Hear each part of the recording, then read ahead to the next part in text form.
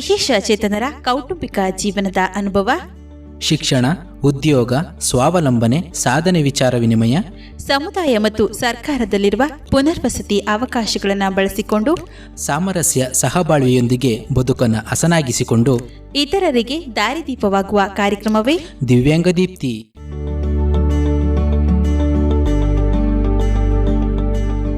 ಪ್ರೀತಿಯ ಜನಧ್ವನಿ ಕೇಳುಗರಿಗೆ ನಮಸ್ಕಾರ. ನಾನು ನಿಮ್ಮ ಬಾನುಲಿ ಗೆಳತಿ ಸ್ಫೂರ್ತಿ ಸರಗೂರು. ಕೇಳುಗರ ದಿವ್ಯಾಂಗ ದೀಪ್ತಿ ಕಾರ್ಯಕ್ರಮಕ್ಕೆ ಆತ್ಮೀಯವಾದ ಸ್ವಾಗತ.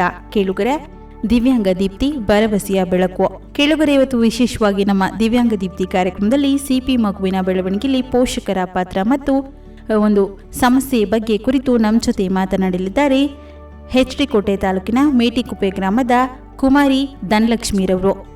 ಬನ್ನಿ ಅವರನ್ನ ಕಾರ್ಯಕ್ರಮಕ್ಕೆ ಸ್ವಾಗತಿಸೋಣ. ಹಾಗೆ ಅವರ ಒಂದು ಸಮಸ್ಯೆ ಬಗ್ಗೆ ಅವರಿಂದಲೇ ಒಂದಷ್ಟು ವಿಚಾರಗಳನ್ನು ತಿಳಿಯೋಣ. ಕಾರ್ಯಕ್ರಮಕ್ಕೆ ಆತ್ಮೀಯವಾದ ಸ್ವಾಗತ ಧನಲಕ್ಷ್ಮಿಯವರೇ. ನಮಸ್ಕಾರ. ನಮಸ್ಕಾರ.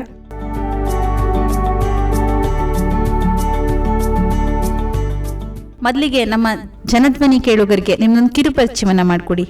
ಧನಲಕ್ಷ್ಮಿ, ಮೇಟಿಕುಪ್ಪೆ. ನಿಮ್ಮ ಅಪ್ಪ ಅಮ್ಮನ ಹೆಸರೇನು? ಕಾಳಸ್ವಾಮಿ, ಲಕ್ಷ್ಮಮ್ಮ. ಎಷ್ಟು ವರ್ಷ ಆಗಿದೆ ನಿಮಗೆ? 18. ಸ್ಕೂಲ್ಗೇನಾರು ಹೋಗ್ತಾ ಇದ್ದೀರಾ?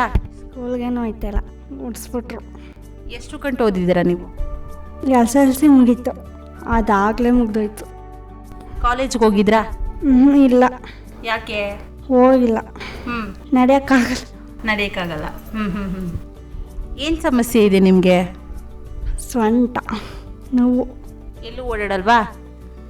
ಇಲ್ಲಿ ಇಟ್ಕೊಂಡಿದ್ದೀನಿ, ಇಲ್ಲಿ ಹಾಕ್ಸಿದ್ದೀನಿ, ಅದು ಇಟ್ಕೊಂಡು ನಡೀತೀನಿ. ಹಂಗೆ ಓಡಾಡೋಕ್ಕಾಗಲ್ಲ. ಮನೇಲಿ ಯಾರ್ಯಾರು ಇದ್ದೀರಾ ನೀವು? ನಮ್ಮ ಅಪ್ಪ, ನಮ್ಮ ಅವ್ವ. ನೀವೇ ನಮ್ಮೊಬ್ಬರೇನಾ ಅಥವಾ ನಿಮಗೆ ಅಣ್ಣ ತಮ್ಮ? ಅಕ್ಕ ಅವಳ. ಅವ್ರೇನು ಮಾಡ್ತಾ ಇದ್ದಾರೆ ಕೆಲಸ? ಏನು ಕೆಲಸ ಮಾಡ್ತಾರೆ? ಫ್ಯಾಕ್ಟ್ರಿ ಕೆಲಸಕ್ಕೆ ಹೋಗ್ತಾರಾ? ಈಗ ನಿಮಗೆ ಈ ಸಮಸ್ಯೆ ಇದೆ ಅಂತ ಯಾವಾಗ ಗೊತ್ತಾಯಿತು ನಿಮಗೆ? ಚಿಕ್ಕದ್ರಿಂದ ಗೊತ್ತಾಯಿತು. ಎಲ್ಲೆಲ್ಲಿ ತೋರಿಸಿದ್ದೀರಾ ನೀವು ಈ ಸಮಸ್ಯೆಗೆ ಸಂಬಂಧಪಟ್ಟಂತೆ? ವಿವೇಕಾನಂದ ಹಾಸ್ಪಿಟ್ಲಲ್ಲಿ ತೋರಿಸಿರೋದು. ಗಾರ ಹಾಕ್ತಿದ್ರು ತೊಡೆಗೆ. ನಡೆಯೋಕ್ಕಾಗ್ತಿರ್ಲಿಲ್ವ ನಿಮಗೆ? ಅಲ್ಲೈದ್ದೆ ಹಾಸ್ಪಿಟ್ಲಲ್ಲಿ. ಎಷ್ಟು ದಿನ ಇದ್ರಿ? ಜೈಸಸಲ್ಲಿ 2 ದಿವಸ, ವಿವೇಕಾನಂದ ಹಾಸ್ಪಿಟ್ಲಲ್ಲಿ 5 ದಿವಸ ಇದ್ರ. ಏನಾದ್ರು ಮಾತ್ರೆ ಅಥವಾ ಚಿಕಿತ್ಸೆ ಏನಾರು ತಗೋತಾ ಇದ್ದೀರಾ? ಇಲ್ಲ, ತಗೋದೇ ಇಲ್ಲ. ಅವ್ರು ನಿನ್ಸ್ಬಿಟ್ಟವ್ರೆ ಇವಾಗ. ಈಗ ಹಾಸ್ಪಿಟ್ಲು ಯಾವಾಗ ಪರಿಚಯ ಆಯಿತು ಅಂದ್ರಿ? ಅದು ಆವಾಗ್ಲಿಂದ ಪರಿಚಯ ಐತೆ. 10-12 ವರ್ಷದಿಂದನೂ ಪರಿಚಯ ಐತೆ.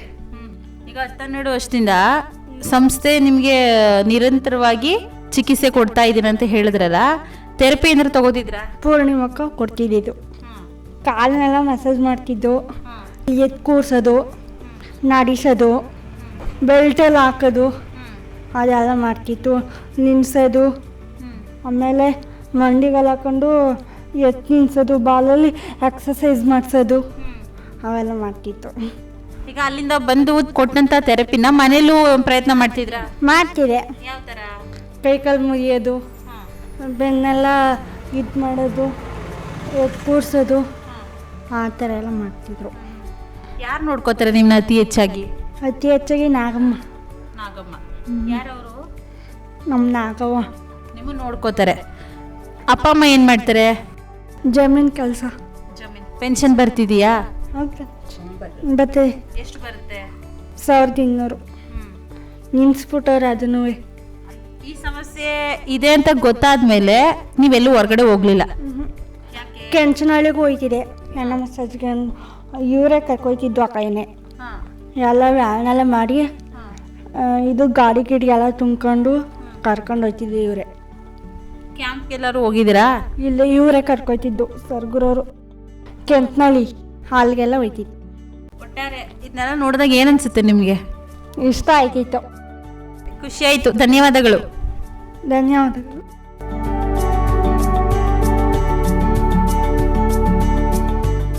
ಕೇಳುಗರೆ, ಇವತ್ತು ವಿಶೇಷವಾಗಿ ನಮ್ಮ ದಿವ್ಯಾಂಗ ದೀಪ್ತಿ ಕಾರ್ಯಕ್ರಮದಲ್ಲಿ ಸಿಪಿ ಮಗುವಿನ ಸಮಸ್ಯೆ ಕುರಿತು ಧನಲಕ್ಷ್ಮಿ ಅವರ ಪೋಷಕರಾದ ಶ್ರೀಮತಿ ನಾಗಮ್ಮ ಅವರು ನಮ್ಮ ಜೊತೆಗಿದ್ದಾರೆ. ಬನ್ನಿ ಅವರನ್ನ ಕಾರ್ಯಕ್ರಮಕ್ಕೆ ಸ್ವಾಗತಿಸೋಣ. ಹಾಗೆ ಅವರಿಂದಲೂ ಕೂಡ ಈ ಸಮಸ್ಯೆ ಬಗ್ಗೆ, ಈ ಒಂದು ಥೆರಪಿ ಬಗ್ಗೆ ಅವರಿಂದಲೇ ಒಂದು ವಿಚಾರಗಳನ್ನು ತಿಳಿದು ಬರೋಣ. ಅಮ್ಮ, ಕಾರ್ಯಕ್ರಮಕ್ಕೆ ಆತ್ಮೀಯ ಸ್ವಾಗತ. ನಮಸ್ಕಾರ. ನಮಸ್ಕಾರ. ಮೊದಲಿಗೆ ನಮ್ಮ ಜನಧ್ವನಿ ಕೇಳುಗರಿಗೆ ಪರಿಚಯವನ್ನ ಮಾಡಿಕೊಡಿ ಅಮ್ಮ. ನನ್ನ ಹೆಸರು ನಾಗಮ್ಮ, ಮೇಟಿಕುಪ್ಪ. ಎಚ್ ಡಿ ಕೋಟೆ ತಾಲೂಕು. ಧನಲಕ್ಷ್ಮಿಯವ್ರ ಅಮ್ಮ. ಅಮ್ಮ, ಈಗ ಧನಲಕ್ಷ್ಮಿಗೆ ಯಾವಾಗಲಿಂದ ಈ ಸಮಸ್ಯೆ? ಅದು ನಮ್ಗೆ ಗೊತ್ತಾದದು 9 ತಿಂಗಳು ಮುಗಿನಲ್ಲಿ ಅವಳಿಗೆ ನಮಗೆ ಗೊತ್ತಾದದು. ಅಲ್ಲಿವರೆಗೂ ನಮಗೇನು ಗೊತ್ತಿಲ್ಲ. ಈಚೀಚೆಗೆ ಅವಳಿಗೆ ನಡೆಯೋಕ್ಕಾಗಲ್ಲ, ಎದ್ದೇಳಲ್ಲ, ತೇಮಿಯಲ್ಲ, ಹಿಂಗೆ ಮನಗದಾಗೆ ಮನೆ ಕತ್ತಿತ್ತು. ನಾವು ಬೇಕಾದಷ್ಟೆಲ್ಲ ಪ್ರಯತ್ನ ಪಟ್ಟು ಏನೂ ನಡೀನಿಲ್ಲ. ಜೈಸಸಲ್ಲಿ ಕರ್ಕೊಂಡೋಗಿ ಆಪ್ರೇಷನ್ ಮಾಡಿಸ್ತೋ, ಅಲ್ಲೂ ಏನೂ ನಡೀನಿಲ್ಲ. ಆಗ ಯಾರ ಹೇಳಿದ್ರು ಹಿಂಗೆ ಸರಗೂರು ಕರ್ಕೋಗಿ, ಅಲ್ಲೂ ಕರ್ಕೋಗಿ ಸುಮಾರು ಒಂದು 10-12 ವರ್ಷದಿಂದ ನಾವು ಮೆಸೇಜ್ ಎಲ್ಲ ಮಾಡಿಸ್ತೋ. ಅಲ್ಲಿ ಎಲ್ಲ ಆಸ್ಪತ್ರೆ ಅಲ್ಲೂ ಆಪ್ರೇಷನ್ ಮಾಡಿಸ್ತೋ, ಏನು ಒಳಗೆ ಅಂದರಿನಿಲ್ಲ. ಈಗ ನಮ್ಗೆ ಎತ್ಕೋಕ್ಕಾಗಲ್ಲ, 18 ವರ್ಷ ಆಗೋಯ್ತು, ಎತ್ಕೋಕ್ಕಾಗಲ್ಲ. ಹಿಂಗೆ ಮನೇಲಿ ಕಾಯ್ಕೊಂಡು ಕೂತೀವಿ ಒಬ್ಬರು ನೋಡ್ಕೊಂಡು. ಅಂದರೆ 9 ತಿಂಗಳದ ಕೂಸಿನಿಂದ ಹಿಡಿದು ಇಲ್ಲಿವರೆಗೂ ಅವಳಿಗೆ ಈ ಸಮಸ್ಯೆನ ಕಾಡ್ತಾ ಇದೆ. ಅಂದರೆ ಇವಾಗ ಅವಳಿಗೆ ಎಷ್ಟು ವರ್ಷ? ಈಗ 18. ಇಲ್ಲೂ ಶಿಕ್ಷಣ ವ್ಯವಸ್ಥೆ ಕೊಡಿಸ್ನಿಲ್ವಾ? ಇನ್ನೆಲ್ಲೂ ಕೊಡಿಸ್ನಿಲ್ಲ ನಾವು. ಓದ್ಸಕ್ಕಂದ್ರೆ ಅವಳನ್ನ ಎತ್ಕೋಕ್ಕಾಗಲ್ಲ. ಒಂದು ಸ್ವಲ್ಪ ದಿವಸ ಎತ್ಕೋ ಕುಣಿಸ್ತೋ. ಅವಳನ್ನ ಏನು ಒಳಕ್ಕೂ ಕರ್ಕತ್ತಿತ್ತಿಲ್ಲ, ಈಚೆ ಕುಣಿಸ್ತಿದ್ರು, ಯಾರು ಪಾಠನೂ ಹೇಳ್ಕೊಡ್ತಿತ್ತಿಲ್ಲ. ಅದಕ್ಕೆ ನಾವು ಇನ್ನೆಲ್ಲೂ ಕರ್ಕೋಗ್ನಿಲ್ಲ, ಎತ್ಕೋಕ್ಕಾಗಲ್ವಲ್ಲ ಅಂದ್ಬಿಟ್ಟು ಸುಮ್ಮನೆ ಆಗ್ಬಿಟ್ರು. ಅಂದರೆ SSLC ತನಕ ಪಾಸ್ ಮಾಡಿದ್ದಾಳೆ. ಮಾಡಿದ್ರು. ಅವಳು ಪಾಠನೇ ಹೇಳ್ಕೊಡ್ತಿತ್ತಿಲ್ಲ, ಸುಮ್ಮ ಕರ್ಕೋ ಕುಣಿಸೋದು, ಬರೋದು ಅಷ್ಟೇ. ಅಂದ್ರೆ ಫೀಸ್ ಕಟ್ಟಿ ಅಂದರು ಕಟ್ಸ್ಕೊಂಡ್ರು. ಈಚೆಗೆ ಏನು ಹೇಳ್ಕೊಳ್ಳಿಲ್ಲ ನಮ್ಮ ಹುಡುಗಿಗೆ. ಈಗ 9 ತಿಂಗಳು ಕೂಸಲ್ಲೇ ಆ ಥರ ಬಂದ್ಬಿಡ್ತು ಅಂತ ಹೇಳಿದ್ರಿ. ಮೊದಲೇ ಕರ್ಕೊಂಡು ಹೋಗ್ಬಿಟ್ರ ವಿವೇಕಾನಂದ ಹಾಸ್ಪಿಟಲ್ಗೆ? ಫಸ್ಟೇ ಕರ್ಕೋದು. ಕರ್ಕೋಗಿ ತೋರಿಸ್ಕೊಂಡು ಎಲ್ಲ ಬಂದು ಮೆಸೇಜೆಲ್ಲ ಅವಳಿಗೆ ಮಸಾಜೆಲ್ಲ ಮಾಡಿದ್ರು. ಪಾಪ ಅವ್ರೇನು ಮಾಡೋಕ್ಕದು, ಇನ್ನೇನು ನಡೀನಿಲ್ಲ. ಅವರು ಎಲ್ಲ ಪ್ರಯತ್ನನೂ ಪಟ್ಟರು, ಅದು ಏನೂ ಗುಣ ತೋರ್ನಿಲ್ಲ. ನಾವು ನೋಡೋಗಂಟ ನೋಡ್ಬಿಟ್ಟು ಇನ್ನು ಎಲ್ಲಿಗೆ ಎತ್ಕೋರ್ತಾನೆ ಆಗಲ್ಲ ಅಂದ್ಬಿಟ್ಟು ಹಿಂಗೆ ಕಾಯ್ಕೊಂಡು ಕೂತಿರೋದೆ. ಅವರು ಮಸಾಜೆಲ್ಲ ಮಾಡಿದ್ರು. ಅವರು ಬಂದು ಇಲ್ಲೂ ಹೇಳ್ಕೊಡ್ತಿದ್ರು, ಇಲ್ಲೂ ಮಾಡ್ತಿದ್ರು ಪಾಪ. ಆಮೇಲೆ ಅವ್ರು ಹೇಳ್ದಂಗೆ ನಾವು ಇಲ್ಲಿ ಕಂಬಿನೆಲ್ಲ ನೆಟ್ಟಿ ನಡೆಸ್ತು. ಅಲ್ಲಿ ಹೇಳ್ಕೊಟ್ಟಂಗೆ ಅವ್ರ ತಾಯಿ ಬಂದು ಇಲ್ಲೂ ಮಸಾಜೆಲ್ಲ ಮಾಡ್ತಿತ್ತು. ಅವರು ಬಂದಾಗೆಲ್ಲ ಇಲ್ಲೂ ಮಾಡ್ಬಿಟ್ಟು ಹೋಯ್ತಿದ್ರು ಪೂರ್ಣಿಮಾ ಅವರು. ಇನ್ನೇನು ನಡೀನಿಲ್ಲ. ಕಾಲು ಟೈಟೇ ಬತ್ತ ಬರೀ ಟೈಟಿ ಆಯ್ತದ. ಮೊದಲು ಯಾವ ಥರ ಇತ್ತು ಅವಳ ಪರಿಸ್ಥಿತಿ? ಅದು ಹಿಂಗೆ 9 ತಿಂಗಳು ಮುಗಿದ ಮೇಲೆ ನಮಗೆ ಗೊತ್ತಾದದು. ಯಾವ್ದಾಡ್ತಾ ಐತಿಲ್ಲ. ಈಚೀಚೆಗೆ ನಾನು ಈ ಬೋಗಾದಿಲಿ ಯಾರೋ ಕೈ ಔಷಧಿ ಕೊಡ್ತಾರೆ ಅಂದರು, ಅಲ್ಲಿ ಆರ್ವಿಕದ ಔಷಧಿ ಕೊಡ್ತಾರೆ ಅಂದರು. ಅಲ್ಲಿಗೂ 3 ತಿಂಗಳು ಒತ್ಕೊಂಡೇ ತಿರುಗ್ದಿ, ಅಲ್ಲೂ ಏನೂ ಗುಣ ಕಾಣಲಿಲ್ಲ. ಆಮೇಲೆ ಜೈಸಸ್ ಕರ್ಕೋಗಿ ಅಂದರು, ಅಲ್ಲೂ 2 ಒಳದೊಡ್ಡನ್ನೆಲ್ಲ ಆಪ್ರೇಷನ್ ಮಾಡಿದ್ರು. ಅದು ಗುಣ ಏನೂ ತೋರ್ನಿಲ್ಲ. ಗಾರನೆಲ್ಲ ಹಾಕ್ಬಿಟ್ರು 2 ಕಾಲ್ಗೂ. ಅದನ್ನ ಒತ್ಕೊಂಡೇ ತಿರುಗ್ತೀನೋ ಗಾರ ಹಾಕಿದ್ರು. ಆಮೇಲೆ ಇಲ್ಲಿಗೆ ಕರ್ಕೊಬಂದು ಆವಾಗ ಯಾರೋ ನಿಮ್ಮಂಥವ್ರು ಹೇಳಿದ್ರು, ಇಲ್ಲಿಗೆ ಕರ್ಕೊಂಡೋಗಿ ಇಲ್ಲಿಗೆ ಸರಗೂರ್ಗ ಅಂದರು.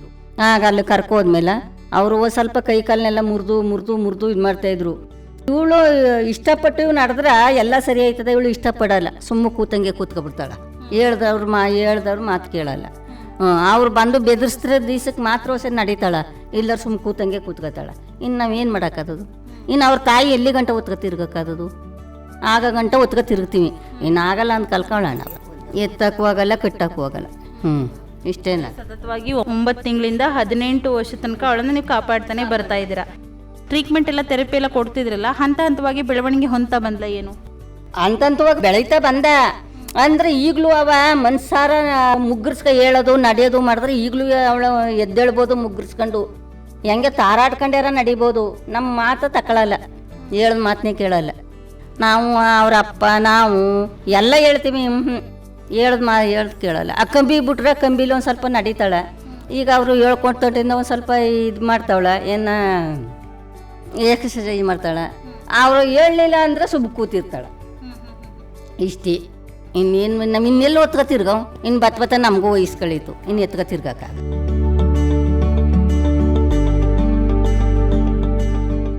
ಯಾವಾಗ ಥೆರಪಿನ ನಿಲ್ಸ? ಈಗೊಂದು 3 ವರ್ಷದಿಂದ. ಎತ್ಕೋಕ್ಕಾಗಲ್ವಲ್ಲ, ದೊಡ್ಡವಳಾದ ಎತ್ಕೋಕ್ಕಾಗಲ್ಲ 3 ವರ್ಷದಿಂದ. ಆಚೆ ಮುಂಚೆ ಎಲ್ಲ ಒತ್ಕೊಂಡೇ ಹೋಯ್ತಿದ್ದ ಪಾಪ ಅವರು. ಒತ್ಕೊಂಡು ಹೋಗೋದು, ಅಲ್ಲಿಂದ ಹತ್ತಾಗ ಆಟ ಮಾಡ್ಕೋಗೋದು. ಅವರು ಬರದೇ ಹೋದ್ರು ಬಲ್ಗುದ್ದು ಮಾಡಿ ಎಲ್ಲ ಕಾಲು ಕೈನೆಲ್ಲ ಇದು ಮಾಡ್ತಿದ್ರು. ಈಗ 3 ವರ್ಷದಿಂದ ನಮಗೆ ಎತ್ಕೋಕ್ಕಾಗಲ್ವಲ್ಲ. ಈಗಲೂ ಅವ್ರು ಹೋದ್ರೆ ಏನಾರು ಇದು ಮಾಡ್ತಾರ, ನಮ್ಮ ಕೈಲಿ ಎತ್ಕೋಕ್ಕಾಗಲ್ವಲ್ಲ. ಅದಕ್ಕೆ ಬಿಟ್ಬಿಟ್ಟನು. ಪ್ರೌಢಾವಸ್ಥೆಗೆ ಬಂದ ತಕ್ಷಣ ಅವಳೊಂದು ತೂಕ ಆಗಿರ್ಬೋದು, ಅವಳೊಂದು ವಯಸ್ಸಾಗಿರ್ಬೋದು, ಎಲ್ಲ ಜಾಸ್ತಿ ಹೆಚ್ಚಾಗ್ತಾ ಅವಳೊಂದು ಬ್ಯಾಲೆನ್ಸ್ ಕಷ್ಟ ಆಗ್ತಿದೆ. ಈ ನಿಟ್ಟಿನಲ್ಲಿ ಅವಳ ವೈಯಕ್ತಿಕ ಕೆಲಸಗಳನ್ನ ನೀವೇ ಮಾಡ್ಕೋತೀರಾ ಅಥವಾ ಅವಳೇ ನೋಡ್ಕೋತೀರಾ? ನಾವೇ ಮಾಡಬೇಕು. ಅದೇ ಈ ರಜಾ ಆದ್ರೆ ಸ್ನಾನ ಮಾಡ್ಸಕ್ಕೆ ಹೋಗ್ತೀವಿ.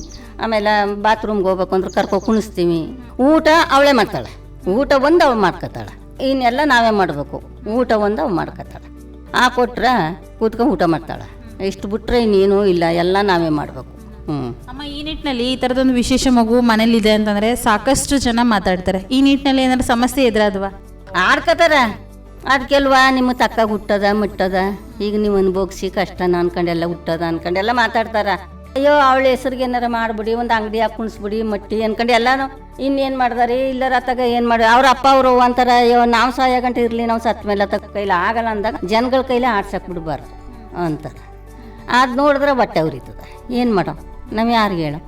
ಅಂದರೆ ಆಡ್ಕೊಳ್ಳೋರಿಗೆ ನೀವು ತಲೆ ಕೊಡ್ತೇನೆ, ಅವಳು ಬೆಳವಣಿಗೆಯಲ್ಲಿ ಈಗಲೂ ಕೂಡ ನಿರಂತರವಾಗಿ ಸಾಕ್ತದೆ. ಈಗ ಸಂಸ್ಥೆ ಜೊತೆಗೆ ಯಾವಾಗಲಿಂದ ಒಂದು ಈ ಅವಳನ್ನ ಚಿಕಿತ್ಸೆ ತೋರಿಸೋದಾಗಿರ್ಬೋದು, ಆ ಒಂದು ಒಡನಾಟ ಯಾವಾಗ ಬೆಳೀತು? ಅವಳು ಯಾವಾಗ 9 ತಿಂಗಳು ಮಗ ಬಿಟ್ಟು ಅವಳಿಗೊಂದು ವರ್ಷ 2 ವರ್ಷ ತುಂಬಿತು. ಅಲ್ಲಿಗಂಟು ನಾವು ಅಲ್ಲಿ ಇಲ್ಲಿ ಒತ್ಕ ತಿರ್ಗದಿ ಆಯಿತು. ಲಾಸ್ಟಲ್ಲಿ ನಾವು ಸರ್ಗೂರ್ಗೆ, ಅದಕ್ಕೆ ಮುಂಚೆ ನಮಗೆ ಸರ್ಗೂರು ಇದು ಗೊತ್ತಿತ್ತಿಲ್ಲ. ಆಮೇಲೆ ಯಾರ ಹೇಳಿದ್ಮೇಲೆ ನಾವು ಸರ್ಗೂರ್ಗೆ ಓದೋದು. ಆಗ ಹೋಗಿ ಅವರು ಬೇಕಾದಷ್ಟೆಲ್ಲ ಪ್ರಯತ್ನ ಪಟ್ಟರು. ಬಂದು ಇಲ್ಲಿ ಹೇಳ್ಕೊಡೋದು, ಅಲ್ಲಿ ಹೇಳ್ಕೊಡೋದು, ಇಲ್ಲಿ ಬಂದು ಮಾಡೋದು. ಪಾಪ ಇಲ್ಲೂ ಬಂದು ಅವರು ಮಸಾಜ್ ಮಾಡ್ತಿದ್ರು. ಬಂದು ಮನಗಿಸ್ಕೊಂಡು ಕುಣಿಸ್ಕೊಂಡು ಎಲ್ಲ ಮಾಡ್ಬಿಟ್ಟು ಹೋಯ್ತಿದ್ರು. ಆಮೇಲೆ ಅಲ್ಲಿಗೆ ಹೋದ್ರು ಮಾಡ್ತಾರೆ. ಅವ್ರ ತಾಯಿಗೂ ಹೇಳ್ಕೊಟ್ಟು, ಅವ್ರ ತಾಯಿ ಅಲ್ಲಿಂದ ಬಂದ್ರೆ ಅವ್ರ ತಾಯಿನೂ ಮಾಡ್ತಿತ್ತು. ಕೆಂಚನಳ್ಳಿಗೆ ಕಳಿಸ್ತು ಕ್ಯಾಂಪ್ಗೆಲ್ಲ. ಅಲ್ಲೂವ ಅವ್ರು ಎಲ್ಲೆಲ್ಲಿ ಹೇಳ್ತಾರೆ ಅಲ್ಲಿಗೆಲ್ಲ ಕರ್ಕೊ ಹೋಯ್ತಿದ್ದೆ ಅವ್ರ ತಾಯಿ. ಈಗ ಅವ್ರ ತಾಯಿ ಕೈಲಿ ಆಗಲ್ಲ, ನಮ್ಮ ಕೈಲೂ ಆಗಲ್ಲ, ಅವ್ರ ತಾಯಿ ಕೈಲೂ ಆಗಲ್ಲ. ಅದಕ್ಕೆ ಇನ್ನು ನಾವು ಎಲ್ಲಿ ಗಂಟ ಇನ್ನು ವಯಸ್ಸ ಇರೋ ಗಂಟೆ ನಾವು ನೋಡ್ತೀವಿ. ಇನ್ನು ನಮ್ಮ ಕೈಲಿ ಆಗಲ್ಲ ಅಂದಾಗ ಇನ್ಯಾರು ಮಾಡ್ದಾರು? ಇಲ್ಲ ಅಣ್ಣ ತಮ್ಮದಿರು ಇದ್ದಾರೆ ಮಾಡೋಕೆ? ಇಲ್ಲ, ನಾವು ಅವ್ವ ನಾನು ಅವರಪ್ಪ, ನಮಗೆ ಬತ್ತ ವಯಸ್ಸ ಬಂದದ. ಹಾಂ, ಅಲ್ಲಿವರೆಗೆ ಗಂಟ ನೀನು ಒಂದು ಅಕ್ಕಿ ಹಾಕೊಂಡು ತಿನ್ನಂಗ್ಯಾರು ಆಗು ಅಂದರೂ ನಮ್ಮ ಮಾತಿಗೆ ತಲೆ ಹಾಕಲ್ಲ. ಈಗ ಚೈಂದ ಅವಳು ಇಲ್ತಲ್ಲ, ಆಸಕ್ತಿ ಕೊಡ್ತಾ ಇಲ್ಲ. ಈ ನಿಟ್ಟಿನಲ್ಲಿ ಅಮ್ಮ, ಈಗ ಒಂದು ವಿಶೇಷ ಮಗು ಇದೆ ಅಂತಂದರೆ ಒಂದು ಅನಿಸಿಕೆ ಮೇರೆಗೆ ಅವರು ಬೆಳೀತಾ ಇಲ್ಲ. ಈ ನಿಟ್ಟಿನಲ್ಲಿ ಇದನ್ನೆಲ್ಲ ನೋಡಿದಾಗ ಏನು ಅನಿಸುತ್ತೆ? ಒಂದು ವಿಶೇಷ ಮಗು ಮನ್ಸು ಕೊಡ್ತಿಲ್ಲ ಬೆಳೆಯೋಕ್ಕೆ ಅಂತ. ಈಗ ಅವ್ರ ಅಪ್ಪನೇ ಹಂಗಂತಾರೆ, ನಾವು ಇರೋವರೆಗಂಟು ಆಗಗಂಟು ಮಾಡೋ ಆಗಲ್ಲ ಅಂದ ಕಾಲಕ್ಕ ಇನ್ಯಾರು ನಮ್ಮ ಸಂಬಂಧಿಕರು ಮಾಡ್ದಾರ? ಯಾರೂ ಮಾಡಲ್ಲ. ಒಬ್ರು ಕೈ ಹೊಸಕ್ಕೂ ಕೊಡೋದು ಬೇಡ. ಆಗ ನಾವು ಯಾರ ಕೈ ಚಂದಗೂ ಕೊಡೋದು ಬೇಡ. ನಾವು ಆಗಂಟು ಮಾಡೋ ಆಗಲ್ಲ ಅಂದ ಕಾಲಕ್ಕಾದ್ರೆ ಹಣ ಬರ ಇದ್ದಂಗೆ. ಎಲ್ಲರೂ ಆಶ್ರಮಕ್ಕೆ ಏನಾದ್ರು ಸೇರಿಸ್ಬೇಕು ಅಂತ ಅದು ಮಾತ್ರ ಕಳಿಸಲ್ಲ ಅಂತಾರೆ.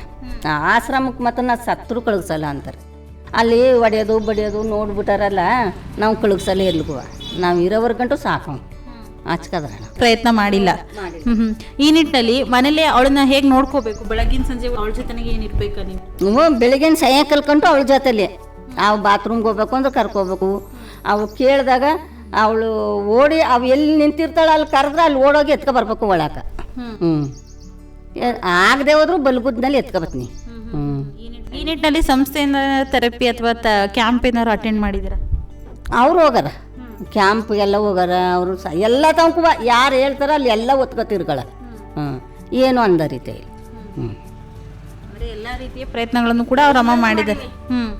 ಎಲ್ಲ ರೀತಿನೂ ಮಾಡೀವಿ. ಲಾಸ್ಟಲ್ಲಿ ನಾವು ಸರ್ಗುರ್ಗ ಹತ್ತಿದ್ದು. ನಾವು ಜೈಸಸ್ಸು ಯಾರೇ ಎಲ್ಲೆಲ್ಲಿ ಹೇಳ್ತಾರ ಅಲ್ಲಿಗೆಲ್ಲ ಒತ್ಕೊತಿರೋದು. ಯಾವ ದೇವ್ರಿಗೆ ಹೇಳ್ತಾರೆ ಎಲ್ಲ ಒತ್ಕೊತಿರೋನು. ಏನೂ ನಮ್ಗೆ ಇದಾಗಲಿಲ್ಲ. ಸರ್ಗೂರ್ಗೆ ಹೋಗ್ಬೇಕು ಅಂದರೆ ಸುಮಾರು ರೀತಿಯ ಒಂದು ಆರ್ಥಿಕ ಸಮಸ್ಯೆ ಆಗಿರ್ಬೋದು, ಬಸ್ ಟ್ರಾವೆಲ್ ಸಮಸ್ಯೆ ಆಗಿರ್ಬೋದು, ಸಮಸ್ಯೆ ಎದುರಾಗ್ತಿತ್ತು. ಈ ನಿಟ್ಟಿನಲ್ಲಿ ಯಾಕಂದರೆ ಸಮಸ್ಯೆಗಳೇನಾರು ಆಗ್ತಿದ್ವಾ? ಈ ಸಮಸ್ಯೆ ಆಗೇ ಆಯ್ತವ. ಇಲ್ಲಿ ಬಸ್ ಸಿಕ್ಕಲ್ಲ, ಬಸ್ಸೇ ಇಲ್ಲ. 2 ಬಸ್ ಬೆಳಗ್ಗೆ ಹೊತ್ತು ಒಂದು, ಸಾಯಂಕಾಲ 4 ಗಂಟೆಗೊಂದು. ಇನ್ನು ಆಟ ಕಾಯಬೇಕು. ಅಲ್ಲಿಂದ ಆಟೋದಲ್ಲಿ ಇಳಿದ್ಬಿಟ್ಟು ಬಸ್ ಸ್ಟ್ಯಾಂಡ್ಗೆ ಹೋಗ್ಬೇಕು. ಬಸ್ ಸ್ಟ್ಯಾಂಡಿಂದ ತಿರ್ಗಾ ಅಲ್ಲಿ ಸರ್ಗೂರ್ಗೆ ಹೋಗಿ ಇಳಿದು ಅಲ್ಲಿಂದ ಅಲ್ಲಿ ಆಟ ಮಾಡ್ಕೊಂಡು ಅಲ್ಲಿಗೆ ಹೋಗ್ಬೇಕು. ಎಲ್ಲ ಹಿಂಸನೆ, ಎಲ್ಲ ಸಮಸ್ಯೆನೆ. ಏನು ಮಾಡೋಕ್ಕದು? ಆಟ ಮಾಡ್ಕೊಂಡು ಹೊತ್ಕೋಗಿ ಅಲ್ಲಿ ಅವ್ರ ಕೈಲಿ ಎಲ್ಲನೂ ಮಾಡಿಸ್ಕೊಂಡು ಪಾಪ ಅವರು ಯಾವ ಇದಿದ್ರು ಅವರು ಬೇಕಾದಂಗೆಲ್ಲ ಅವಳಿಗೆ ನಡಿಸೋದು, ಕುಣಿಸೋದು, ಏಳ್ಸೋದು, ಮಸಾಜ್ ಮಾಡೋದು ಎಲ್ಲ ಮಾಡಿದ್ರು. ಮಾಡಿದ್ರು ಅವಳಿಗೆ ಏನೂ ಅಂದರಿನಿಲ್ಲ. ಅವ್ರೇನು ಮಾಡೋದು? ಬತ್ತ ಈ ಆಪ್ರೇಷನ್ ಮಾಡಿದ ಕಾಲೇಜ್ ಜಾಸ್ತಿ ಟೈಟ್ ಬತ್ತದ. ಏನೇನು ಆಪ್ರೇಷನ್ ಆಗಿದೆ ಅವ್ರಿಗೆ? ಅವ್ರಿಗೆ ಇಲ್ಲಿ 2 ತೊಡ ಸಂಪಾಗದ, ಕೀಲು ಆಗದ, ಇಲ್ಲೂ ಆಗದ. ಮಂಡಿ ಭಾಗ 4 ತವ ಆಗದ. ಎಲ್ಲಿ ಮಾಡಿಸಿದ್ರಿ ಅಮ್ಮ? ಇಲ್ಲಿ ಮಾಡಿಸ್ತದು ಜೈಸಸ್ಸಲ್ಲಿ, ಇಲ್ಲಿ ಮಾಡಿಸಿರೋದು ಇಲ್ಲಿ ಸರ್ಗೂರ್ಲಿ. ಆವಾಗ ಕಷ್ಟ ಆಗ್ತಿತ್ತು ಅವಳನ್ನ ನೋಡ್ಕೊಳಕ್ಕೆ? ಇಬ್ಬರು ಸೇರಿ ಎತ್ಕೋಗೋದು. ಇಬ್ಬರು ಸೇರಿ ಎತ್ಕೋಗೋದು, ಇಬ್ಬರು ಸೇರಿ ತಗೊಂಡು ಮುನುಗ್ಸೋದು. ಆಮೇಲೆ ನಡುಮಲ್ಲಿ ಒಂದು ಇದು ಹಾಸ್ಬಿಟ್ಟು ಅಲ್ಲಿ ಬಾತ್ರೂಮ್ಗೆ ಹೋಗ್ಬೇಕು ಅಂದ್ರೆ ಅಲ್ಲಿ ಹಾಸ್ಕ ಮೇಲೆ 2 ಕಾಲ್ಗೂ ಸೇರ್ಸಿಂಗ್ ರಾಡ್ ಹಾಕ್ಬಿಟ್ಟಿದ್ರಲ್ಲ ಜೈಸಲ್ಲಿ, ಆ ರಾಡ್ನಿಂದ ನಾವು ಎತ್ಕೊಬರಕಾಯ್ತಿಲ್ವಲ್ಲ, ಎಲ್ಲ ಅಲ್ಲೇ ಎಲ್ಲನೂ ನಾವೇ ಅಚ್ಚುಕಟ್ಟು ಮಾಡ್ಕೊಳ್ಳೋದು, ಅಲ್ಲೇ ಬಿಳ್ದಿರೋದು ಎಲ್ಲ ಅಲ್ಲೇ ಮಾಡೋದು. ಆಮೇಲೆ ತಿರ್ಗಾ ರಾಟ್ ತಾಗಿಸಕ ಮೈಸೂರಿಗೆ ಕರ್ಕೋಗಿನು, ಅಲ್ಲಿ ರಾಟ್ ತಾಗಿಸ್ಬಿಟ್ಟು ಆಗ ಅಲ್ಲಿಂದ ಒತ್ಕೊಬಂದು. ಆಗಲೂ ಎತ್ಕೊ ಹೋಗೋಕ್ಕಾಗಲ್ಲ, ಕಟ್ಟೋಕ್ಕಾಗಲ್ಲ, ಇನ್ನು ಕಾಲು ಇನ್ನೂ ಇದಾಗಿಲ್ಲ ಅಂದ್ಬಿಟ್ಟು ಆಗ್ಲೂ ನಾವು ಇಬ್ಬರು ಸೇರಿ ಎತ್ಕೊ ಕುಣಿಸೋದು, ಇಬ್ಬರು ಸೇರಿ ಎತ್ಕೊ ಬರೋದು, ಹಿಂಗೆ ಈ ಥರ ಕಷ್ಟ ಬಿದ್ದು. 4 ಸರಿ ಆಪರೇಷನ್ ಆದಮೇಲೆ ಅವಳು ನಡೆಯೋಕ್ಕೆ ಪ್ರಯತ್ನ ಮಾಡಿಲ್ವಾ? ಮಾಡಲಿಲ್ಲ. ಅದೇ ಸೊಂಟದಲ್ಲೇ ಅವಳಿಗೆ ಅಂತ ಹೇಳ್ತಾವ್ರೆ. ಸೊಂಟ ಹಿಂಗೆ ಅಂದ್ಬಿಡ್ತಾಳೆ, ನಡೆಯೋ ಹೊತ್ತಿಗೆಲ್ಲ ಹಿಂಗೆ ಅಂದ್ಬಿಡ್ತಾಳೆ. ಆಮೇಲೆ ಕೂತ್ಕೊಳ್ಳೋ ಹೊತ್ತಿಗೂ ಹಿಂಗೆ ಅಂದ್ಬಿಡ್ತಾಳೆ. ಈ ಅವಳಿಗೆ ಇದರಲ್ಲೇ ಆಗಿರೋದು. ಈ ತೊಡಗಳೆಲ್ಲ ಚೆನ್ನಾಗ್ಯಾವ, ಈ ನಡಿನಲ್ಲಿ ಅವಳಿಗೆ ಜಾಸ್ತಿ ಇದಾಗಿರೋದು. ಅಂದರೆ ಅವಳ ಮಾನಸಿಕ ಪರಿಸ್ಥಿತಿ ಎಲ್ಲ ಚೆನ್ನಾಗಿದೆಯಾ? ಬೌದ್ಧಿಕ ಪರಿಸ್ಥಿತಿ ಎಲ್ಲ ಚೆನ್ನಾಗದ. ಸೊಂಟದಲ್ಲಿ ಅವಳಿಗೆ ದೈಹಿಕ ನ್ಯೂನತೆ ಅನ್ನೋದು ಕಾಡ್ತಾ ಇದೆ. ಈ ಕುರಿತಂತೆ ಅವಳಿಗೆ ಏನಾದ್ರು ತರಬೇತಿ ಅನ್ನೋದು ಕೊಡಿಸ್ಬೇಕು ಅಂತಿದ್ದಾರೆ, ಅವಳು ಸ್ವಾವಲಂಬಿ ಬದುಕೋಕೆ. ಗುಣ ಆಯ್ತದ, ಒಳ್ಳೇದಾಯ್ತದ ಅಂದ್ರೆ ನಾವು ಏನು ಬೇಕಾದ್ರೂ ಮಾಡ್ತೀವಿ. ಅದನ್ನೇ ನಾವು ಏನಾರು ಅವಳಿಗೊಂದು ಅಂಗಡಿಯೋ ಪಂಗಡಿಯೋ ಏನಾರ ಮಾಡಿಕೊಡೋದು ಅಂತ. ಇನ್ನು ನಾವು ಎಲ್ಲಿವರೆಗೆ ಗಂಟೆ ಒತ್ಕ ತಿರ್ಗೋದು, ಅವಳ ಜೀವನನಾರು ಅವ್ಳು ಸಾಕಬೇಕಲ್ಲ. ಈಗ ನಾವು ಗಟ್ಟಿಯಾಗಿರೋ ಗಂಟೆ ಗೇದಾಕ್ತೀವಿ. ನಮ್ಮ ವಯಸ್ಸು ಕಳೆದ ಮೇಲೆ ಅವಳ ಪರಿಸ್ಥಿತಿ ಏನು ಮಾಡಬೇಕು, ಯಾವ್ದಾರ ಒಂದು ಊಟ ಅವಳಿಗೆ ಮಾಡಿ ತೋರಿಸ್ಬಿಡ್ಬೇಕು ಅಂದ್ಬಿಟ್ಟು ಕಾಯ್ಕೊಂಡೀವಿ. ಈ ನಿಟ್ಟಿನಲ್ಲಿ ಅಮ್ಮ ಸರ್ಕಾರದಿಂದ ಸೌಲಭ್ಯ ಬರ್ತಾ ಇದೆಯಾ ಅವಳಿಗೆ? ಅವಳಿಗೆ ಏನು ಕೊಟ್ಟಿಲ್ಲ. ಇದು 1200 ರೂಪಾಯಿ ಬಿಟ್ರೆ ಅವಳಿಗೆ ಏನೂ ಇಲ್ಲ, ಏನೂ ಮಾಡಿಲ್ಲ ಅವಳಿಗೆ ಸರ್ಕಾರದಿಂದ, ಏನೂ ಇಲ್ಲ. ಸಂಸ್ಥೆ ಏನಾದ್ರು ಸಾಧನ ಸಲಕರಣೆಗಳು ಕೊಟ್ಟಿದ್ದಾರೆ? ಅವು ಕೊಟ್ಟಾರ ಬಿಡಿ, ವೀಲ್ ಚೇರ್ ಕೊಟ್ಟಾರ, ಅವಳಿಗೆ ಬಾತ್ರೂಮ್ ಕುಂತ್ಕೊಳ್ಳೋಕ್ಕೂ ಒಂದು ಕೊಟ್ಟವ್ರ. ಈ ಗಾಡಿಗಳು ಅವಳಿಗೆ 2-3 ಗಾಡಿನೂ ಕೊಟ್ಟವ್ರ. ಅದರಲ್ಲೇ ತಳ್ಕೊಂಡು ಆಚೆಗೆ ಈಚೆಗೆ ಕರ್ಕೋಬೇಕಾದ್ರೆ ವೀಲ್ ಚೇರ್ಗಳೆಲ್ಲ ಕೊಟ್ಟಾರ. ಬೆಲ್ಟ್ ಕೊಟ್ಟಿದ್ರು, ಆಮೇಲೆ ಕಾಲಿಗೆ ಬೆಲ್ಟ್ ಕೊಟ್ಟಿದ್ರು, ಕೈಗೆ ಬೆಲ್ಟ್ ಕೊಟ್ಟಿದ್ರು. ಕೈನದು ಇನ್ನೂ ಅದ, ಕಾಲಿಗೆಲ್ಲ ಬೆಲ್ಟ್ ಕೊಟ್ಟಿದ್ರು. ಎಲ್ಲ ಕೊಟ್ಟಿದ್ರು. ಬೆಲ್ಟ್ಗಳನ್ನೆಲ್ಲ ಹಾಕ್ತೀವಿ ನಾವು. ಈಗ ಕೊಟ್ಟಿರೋವು ಅವ ಅಂದ್ರೆ ಅವು ಹಿಡಿತಾ ಇಲ್ಲ ಕಾಲ್ಗೆ, ಚಿಕ್ಕ ಸೈಜ್ ಆಗ್ಬಿಟ್ಟವ. ಬೆಲ್ಟ್ ಕೊಟ್ಟಿದ್ರು, ಕೈಗೂ ಕೈ ಹಿಂಗೆ ಹಿಂಗೆ ಅನ್ಕೋತಾಳಲ್ಲ, ಕೈಗೂ ಕೊಟ್ಟವ್ರ, ಎಲ್ಲ ಕೊಟ್ಟವ್ರ. ಸಂಸ್ಥೆ ರೀತಿಯಲ್ಲಿ ಸಾಕಷ್ಟು ಬೆಂಬಲ ಮತ್ತು ಸಹಕಾರ, ಸಾಧನ ಸಲಕರಣೆಗಳನ್ನು ಕೊಡೋದಾಗಿರ್ಬೋದು, ಎಲ್ಲವನ್ನ ಮಾಡಿದೆ. ಈ ನಿಟ್ಟಿನಲ್ಲಿ ಸಂಸ್ಥೆ ಈ ಥರ ಮಕ್ಕಳಿಗೆ ಸಾಕಷ್ಟು ಶ್ರಮಿಸ್ತಾ ಇರೋದು ನೋಡಿದ್ರೆ ನಿಮ್ಗೇನು ಅನಿಸುತ್ತೆ? ನಮ್ಗೆ ಒಳ್ಳೇದು ಅನಿಸ್ತದ. ಮೊದಲೇ ಗೊತ್ತಾಗಬೇಕಾಗಿತ್ತು, ನಮ್ಗೆ ಏನೋ ಮಾಡಿಸ್ಬೋದಾಗಿತ್ತು ಅನಿಸ್ತದ. ನಮಗೆಲ್ಲ ಸೌಲಭ್ಯನೂ ಕೊಟ್ಟಾರ. ಇದೊಂದು ಅವಳಿಗೆ ನಡಿನಲ್ಲಿ ಅವಳಿಗೆ ಟ್ರಬಲು ಅಷ್ಟೇ. ಅವಳಾಗಿ ಅವಳು ಮನಸ್ಸೋ ಇಚ್ಛೆಯಿಂದ ಮಾಡ್ತಾ ಇಲ್ಲ, ಅಸಡ್ಡೆ ಮಾಡೋದ್ರಿಂದ ಅವಳು ಇನ್ನೂ ಗುಣಮುಖ ಆಗೋಕ್ಕೆ ಸಾಧ್ಯ ಆಗ್ತಾ ಇಲ್ಲ. ನಾವು ಎಲ್ಲ ಪ್ರಯತ್ನನೂ ಪಟ್ಟು ಇನ್ನು ಅವಳ ಹಣ ಬರ ಏನಾರ ಆದ್ರೆ ಯಾವ್ದಾರ ಇದಾದ್ರೆ ಒಂದು ಅಂಗಡಿ ಪಂಗಡಿ ಹಾಕಿ ಕುಣಿಸ್ತೀವಿ. ಅದು ಬಿಟ್ರೆ ಇನ್ನು ನಮ್ಮ ಕೈಲಿ ಏನೂ ಮಾಡೋಕ್ಕಾಗಲ್ಲ ಅವಳನ್ನ. ಇನ್ನು ಬತ್ತ ವಯಸ್ಸು ಅವಳಿಗೂ ವಯಸ್ಸು ಬರ್ತದ, ನಾವು ಮುದುಕರಾಯ್ತೀವಿ, ಅವಳಿಗೂ ವಯಸ್ಸು ಬರ್ತದೆ, ನಾವೇನು ಮಾಡೋಕ್ಕಾಗದ? ಇನ್ನು ಮನೇಲಿ ಯಾರು ಅತಿ ಹೆಚ್ಚು ಅವಳನ್ನ ಚೆನ್ನಾಗಿ ನೋಡ್ಕೋತಾರೆ? ನಾನೇ. ಇನ್ನು ಅವ್ರ ತಾಯಿ ಬಿಟ್ರೆ ಅವಳ ಒಂದು 2 ದಿವಸ ಪೂರೈಸೋಕ್ಕಾಗಲ್ಲ. ಅಂದ್ರೆ ನಾನು ಅವಳನ್ನ ಇನ್ನೇನು ಮಾಡೋ, ಅವಳ ಹಣ ಬರ್ತದಂಗೆ ಅಂದ್ಬಿಟ್ಟು ಹಿಂಗೆ ಮನೇಲಿ ಕೂತ್ಕೊಂಡು ಸುಮ್ಮನೆ ನೋಡ್ಕೊತೀನಿ ಇಷ್ಟೇ. ಏನು ಕೆಲಸ ಮಾಡ್ತಾರೆ ಅವರು? ಏನು ಕೂಲಿಗೆ ಹೋಯ್ತಿದ್ರು, ಈಗ ಕೂಲಿ ಇಲ್ಲ. ನಮಗೆ ಒಂದಿಷ್ಟು ಜಮೀನು ಕೊಟ್ಟವ್ರಲ್ಲ, ಅದನ್ನು ಮಾಡ್ಕೊಂಡು ಹೊಲದಲ್ಲಿ ಸಾಯಂಕಾಲ ಹೊಲದಲ್ಲಿ ಇರ್ತಾರೆ, ಬಾಳ ಗಿಡ ಹಾಕೊಂಡು. ಇನ್ನು ಅವ್ರ ಅಪ್ಪ ಹಿಂಗೇನಾರ ಕರೆದವ್ರು ಇಲ್ಲಿ ಕೆಲ್ಸಕ್ಕೆ ಹೋಯ್ತದ, ಇವಳು ನೋಡ್ಕೊಂಡು ಕೂತೀನಿ ಮಾಡ್ಕೊಂಡು. ಈ ನಿಟ್ಟಿನಲ್ಲಿ ಅಮ್ಮ, ಈಗ ವಿಶೇಷ ಮಕ್ಕಳು ಅಂತಂದರೆ ಆ ಮಕ್ಕಳನ್ನ ಕರೆಕ್ಟಾಗಿ ನೋಡ್ಕೊಳ್ಳಲ್ಲ, ಅಂಥ ಪೋಷಕರಿಗೆ ನೀವೇನು ಹೇಳೋಕ್ಕೆ ಇಷ್ಟಪಡ್ತೀರಾ? ಅಂದ್ರೆ ನಾನು ಆ ರೀತಿ ಮಾಡಿಲ್ಲ. ನಾನು ಮಾತ್ರ ಮಕ್ಕಳನ್ನ ನಮ್ಮ ಮಕ್ಕಳಿಗಿಂತ ಹೆಚ್ಚಾಗಿ ನಾನು ಅವಳನ್ನ ಇಲ್ಲರ ಇಷ್ಟೊತ್ತಿಗೆ ಅವಳು ಮುಳು ಇರ್ತಿತ್ತಿಲ್ಲ. ನಾನು ಆ ರೀತಿ ಬೆಳೆಸೀನಿ ಅವಳನ್ನ. ಅವಳು ತಿಂದಂಗೆ, ಅವಳು ಉಂಡಂಗೆ, ಅವಳಿಗೊಂಚೂರು ನೋಯಿಸಿಲ್ಲ. ಇಲ್ಲರ ಅಯ್ಯೋ ಕಾಲು ಕೈ ಬರಲ್ಲ ಪಾಪ, ಯಾರು ಕೊಟ್ಟರು ಎಲ್ಲ ಒಂಥರ ಆಚೋರಿ ಗಂಜಿ ಹರಿಸ್ಕೊಂಡು ಕಾಲು ಕೈ ಎಲ್ಲ ಸಣ್ಣಾಗಿ ಜನ ಬಂದವ್ರು ಆಡ್ಕೋಬಾರ್ದು ಅಂದ್ಬಿಟ್ಟು ಅವಳನ್ನ ಅಷ್ಟೇ ಸೌಲಭ್ಯವಾಗಿ ನೋಡ್ಕೊತಾವ. ಇನ್ಯಾವ್ರೂ ಅವಳು ತೊಂದರೆ ಕೊಟ್ಟಿಲ್ಲ. ನಾನು ಅವ್ರ ತಾಯಿಯೂ ನೋಡ್ಕೊಳಕ್ಕಾಗಲ್ಲ, ಆ ರೀತಿ ನಾನು ನೋಡ್ಕೊತಾವನಿ. ಅಂದರೆ ಅವಳು ಬೇಕು ಬೇಡಗಳನ್ನ ಅವ್ರ ತಾಯಿಗಿಂತ ಹೆಚ್ಚು ಮುತುವರ್ಜಿ ವಹಿಸಿ ನೀವೇ ನೋಡ್ಕೊಳ್ತಾ ಇದ್ದೀರಾ. ಈ ನಿಟ್ಟಿನಲ್ಲಿ ನಿಮಗೆ ಕಷ್ಟ ಆಗ್ತಿಲ್ವಾ? ಕಷ್ಟ ಆಯ್ತದ, ಯಾರಿಗೆ ಹೇಳೋ? ಸಂದ ಗಂಟೆ ಹೊಲದಲ್ಲಿ ಗೇಕ ಬತ್ತಾಳ ಪಾಪ, ಅವಳಿಗೆ ಹೇಳೋದೇನು ಅಂದ್ಬಿಟ್ಟು ಎಲ್ಲ ಸೌಲಭ್ಯನ ನಾನೇ ಮಾಡ್ತಾ ಇರೋದು. ಈಗ ಅವಳಿಗೆ ಒಂದು ಹುಷಾರಿರಲಿಲ್ಲ, ಆಗ ಯಾರು ನೋಡ್ಕೊತಾರೆ? ಅವ್ರ ತಾಯಿ ಕರ್ಕೊಯ್ತದ, ನನ್ನ ಕೈಲಿ ಎತ್ತಕ್ಕಾಗಲ್ವಲ್ಲ.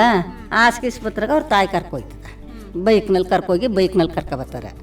ಅಲ್ಲೂ ಆಸ್ಪತ್ರೆ ಮನೆಗೆ ಎತ್ಕೋಬೇಕಲ್ಲ, ನನ್ನ ಕೈಲಿ ಆಗಲ್ವಲ್ಲ, ಅದಕ್ಕೆ ಅವ್ರ ತಾಯಿನೇ ಎತ್ಕೋಗೋದು ಗಾಡೀಲಿ. ಈಗಲೂ ಚಿಕಿತ್ಸೆಗೆಲ್ಲ ಸ್ಪಂದಿಸ್ತಾಳ? ಕರ್ಕೊಯ್ತಾರೆ, ಮಾಡಿಸ್ಕೊತಾಳೆ.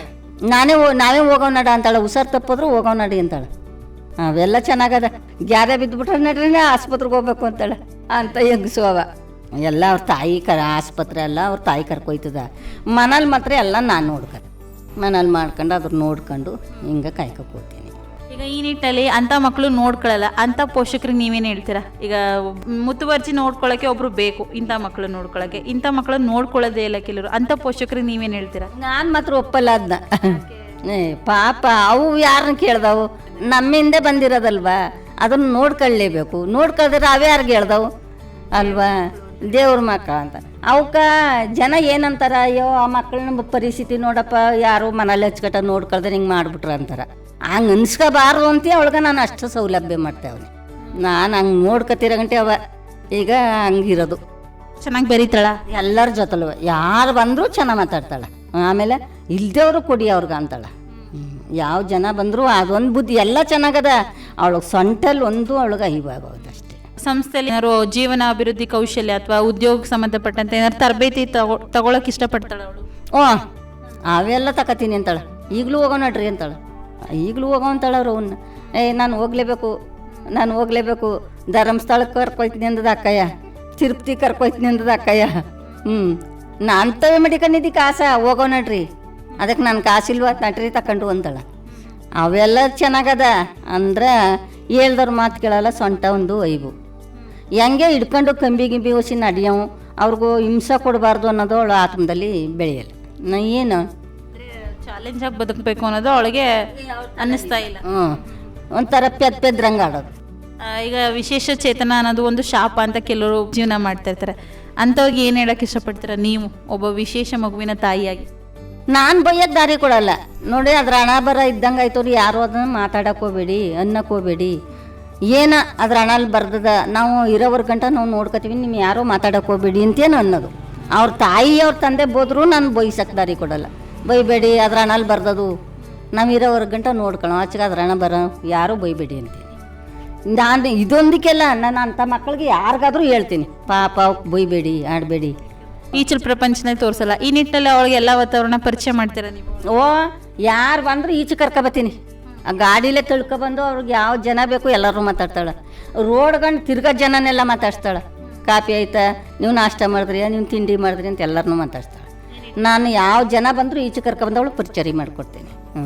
ಮನೇಲಿ ಕೂರ್ಸಲ್ಲ ಅವಳನ್ನ? ಒಂದ್ಸಲ ಅವಳನ್ನ ಇಷ್ಟ ಪ್ರಕಾರ ಬಿಟ್ಬಿಡ್ತೀನಿ. ಅವಳನ್ನ ಈಚೆ ನೀನು ಅಡೀತಿ ಯಾವ್ದಾಡು, ಆಮೇಲೆ ಒಂದು ಸ್ವಲ್ಪ ಈರ್ಮಂಡಿಗೆಲ್ಲ ಹಾಕೊಂಡು ತೇಮೆವು ಅಂತೆಲ್ಲ ಬಿಡ್ತೀನಿ. ಈಗ ಮಳೆ ಹಿಡ್ದಿರೋ ಗಂಟೆ ಈಚೆ ಬರಲ್ಲ, ಮಳೆ ಇಲ್ದವ್ರೆ ಈಚೆ ಇರ್ತಾಳೆ ಎಷ್ಟೊತ್ತಿನಲ್ವ. ಈಚೆ ಬಿಡ್ತೀನಿ ನಾನು. ಈ ನಿಟ್ಟಿನಲ್ಲಿ ಅವಳು ಸರಿ ಹೋಗೋಕ್ಕೆ ನೀವು ಯಾವ ಥರ ತಯಾರಿಗಳು ಬೇಕು ಅದನ್ನೆಲ್ಲ ತಯಾರಿಗಳನ್ನು ಮಾಡಿ ಸಹಕಾರನೂ ಕೊಡ್ತೀರಾ. ಬಟ್ ಅವಳಿಗೆ ಎದೊಳ್ಬೇಕು ಅನ್ನೋ ಒಂದು ಬಲ ಸಾಲ್ತಿಲ್ಲ. ಅವಳಿಗೆ ಈ ಸೊಂಟ ಒಂದು ಒಳಗೆ ಇದಿಲ್ಲ, ಬಿಗಿ ಇಲ್ಲ. ಸೊಂಟ ಒಂದು ಸರಿ ಆಗ್ಬಿಟ್ರ ಎದ್ದು ಬಿಡ್ತಾಳ.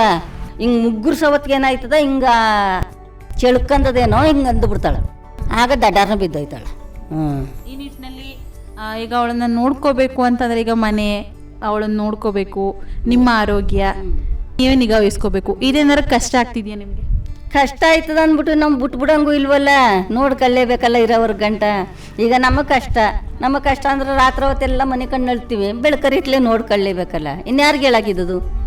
ಯಾರಿಗೂ ಹೇಳಂಗಿಲ್ಲ. ನಮಗೇನು ಮಾತ್ರೆ ಹತ್ರ ತಗೋತಿಲ್ಲ? ಇಲ್ಲ, ಯಾವ ಮಾತ್ರನೂ ಕೊಡ್ತೇ ಇಲ್ಲ ನಾವು. ಮಾತ್ರೆ ಆಗಿದ್ರೆ ಏನು ತಂದು ಕೊಡ್ತೇ ಇಲ್ಲ. ಚೆನ್ನಾಗಿ ನೋಡ್ಕೊತೀವಿ. ಹೀಗೆ ಚೆನ್ನಾಗಿ ಅವಳ ಒಂದು ಏಳಿಗೆಗೆ ನೀವು ಶ್ರಮಿಸ್ತಾ ಇರೋದು ನಮಗೂ ತುಂಬ ಖುಷಿಯ ವಿಚಾರ ಅಮ್ಮ.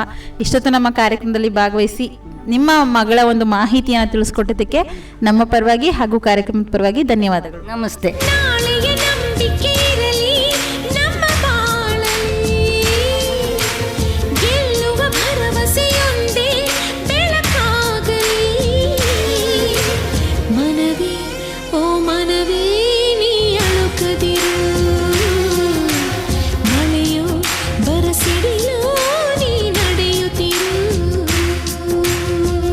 ಕೇಳುಗರೆ, ಕೇಳಿದ್ರಲ್ಲ ಇಷ್ಟೊತ್ತು ನಮ್ಮ ದಿವ್ಯಾಂಗ ದೀಪ್ತಿ ಕಾರ್ಯಕ್ರಮದಲ್ಲಿ ತಮ್ಮ ಮಗಳ ಒಂದು ಸಿಪಿ ಸಮಸ್ಯೆ ಮತ್ತು ಆರೋಗ್ಯ ಸಮಸ್ಯೆ ಕುರಿತು ನಮ್ಮ ಜೊತೆ ತಮ್ಮ ಮಾಹಿತಿಯನ್ನ ಹಂಚಿಕೊಂಡವರು HD ಕೋಟೆ ತಾಲೂಕಿನ ಮೇಟಿಕುಪ್ಪೆ ಗ್ರಾಮದ ಶ್ರೀಮತಿ ನಾಗಮ್ಮ ಮತ್ತು ಧನಲಕ್ಷ್ಮಿರವರು. ಇಲ್ಲಿಗೆ ಈ ಕಾರ್ಯಕ್ರಮವನ್ನು ಮುಕ್ತಾಯ ಮಾಡೋಣ. ಮುಂದಿನ ಸಂಚಿಕೆಯಲ್ಲಿ ಮತ್ತೊಂದು ದಿವ್ಯಾಂಗ ದೀಪ್ತಿ ಕಾರ್ಯಕ್ರಮದಲ್ಲಿ ಮತ್ತೆ ಭೇಟಿಯಾಗೋಣ ಅಂತ ಹೇಳ್ತಾ ಅಲ್ಲಿಯವರೆಗೂ ಕೇಳ್ತಾ ಇರಿ ಜನಧ್ವನಿ. ಇದು ನಿಮ್ಮ ಧ್ವನಿ, ನಿಮ್ಮೂರಿನ ಧ್ವನಿ, ಜನಧ್ವನಿ. ನಮಸ್ಕಾರ.